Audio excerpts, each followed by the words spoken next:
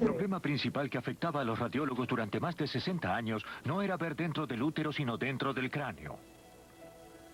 Tan pronto como Röntgen anunció su descubrimiento, los médicos intentaron obtener imágenes del cerebro.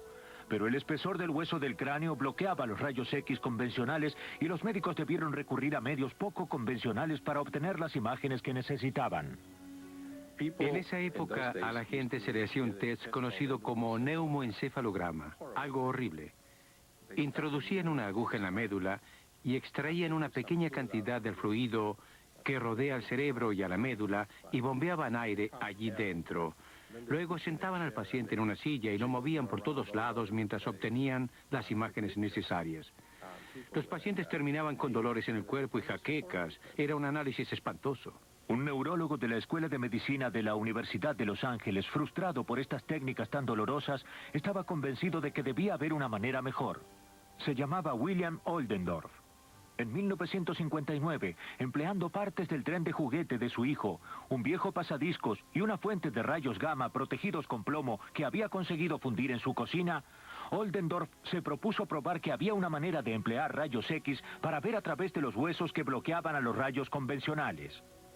La respuesta resultó ser una nueva manera de emplear una vieja técnica llamada tomografía, un sistema de rayos X que obtienen imágenes del cuerpo sector por sector mediante el movimiento del aparato.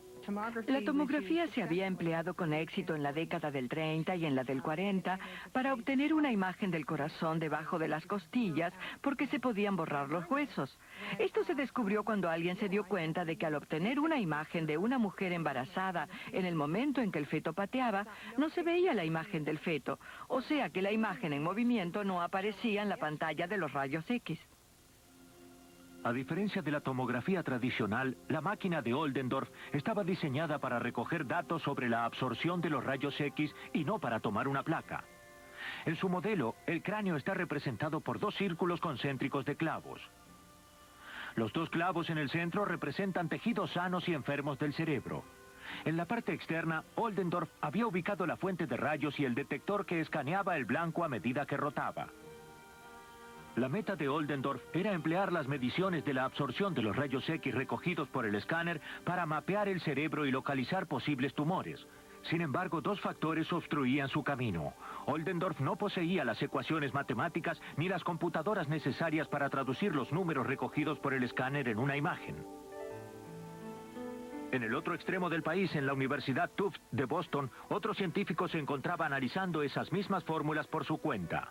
No soy un matemático de profesión, sin embargo me gustan las matemáticas. Y al se trataba de descubrir una solución para este problema. Yo sentía que debía haber una solución. Cormac comenzó sus experimentos mientras trabajaba en un hospital. Sin embargo, él era físico y no médico. Intentaba ayudar a los médicos a medir la cantidad de radiación que un paciente recibe cuando se emplean los rayos X, no para diagnosticar una enfermedad, sino para curarla. Si se le da demasiado, puedes matar al paciente y causar mucho daño. Y si se le aplica demasiado poco, no matas al cáncer. A medida que iba descubriendo la solución a su problema, se dio cuenta de que las matemáticas que estaba desarrollando podían usarse para crear un mapa de los tejidos a través de los cuales pasaban los rayos X. La única manera de obtener este mapa es medir la absorción a lo largo de varias líneas que atraviesan el cuerpo y así descubrir la absorción promedio a lo largo de varias líneas. Y de la manera en que yo lo veía, es que esto genera un problema matemático, el cual creía que debería haber sido resuelto en el siglo XIX. Era un típico problema matemático del siglo XIX que aparentemente nadie había resuelto. En la década del 60, las computadoras estaban revolucionando a la ciencia. A diferencia de Oldendorf, Cormac sí tenía una computadora para ayudarlo en las matemáticas. Ganó el premio Nobel empleando esta herramienta del siglo XX para resolver un problema del siglo XIX. Irónicamente, el hombre que compartió el premio Nobel con Cormac por su contribución a la creación de la tomografía computada ni siquiera empleó las ecuaciones de Cormac. Como empleado de la gigante industria británica EMI, el ingeniero e inventor Godfrey Hansfield tenía su propia computadora y su propia manera de hacer las cosas. Estaba investigando, simplemente para entretenerme un poco. Pensando en que las computadoras eran maravillosas, Nosotros podríamos, si tuviéramos una caja con algún objeto e hiciéramos lecturas de esa caja en diferentes ángulos, la computadora debería descubrir qué es lo que hay en la caja en 3 dimensiones. La primera máquina que empleamos utilizaba rayos gamma y llevaba 9 días obtener una imagen. No era una fuente muy potente. Entonces fuimos al departamento de salud y pedimos más dinero para comprar un tubo para rayos X.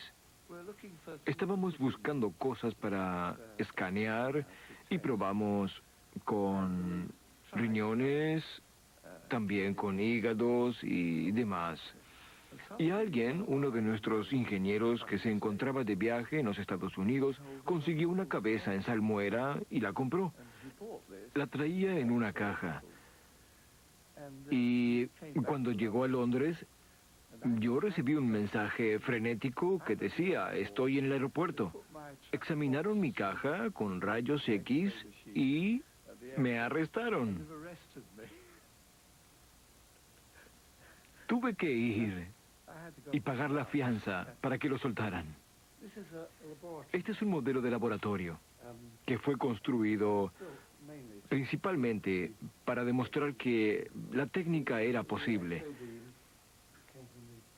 El rayo que provenía del tubo de rayos X atravesaba el objeto y luego llegaba hasta el detector. Se hacía una lectura y esos datos se grababan en una cinta de papel y se enviaban a la computadora para ser reprocesados y convertidos en imágenes. Esta es una imagen incompleta del cerebro, la primera que obtuvimos. Muestra un tumor en el centro y se observa materia gris y materia blanca alrededor de la parte exterior. Pensamos que había pruebas suficientes como para construir una máquina adecuada.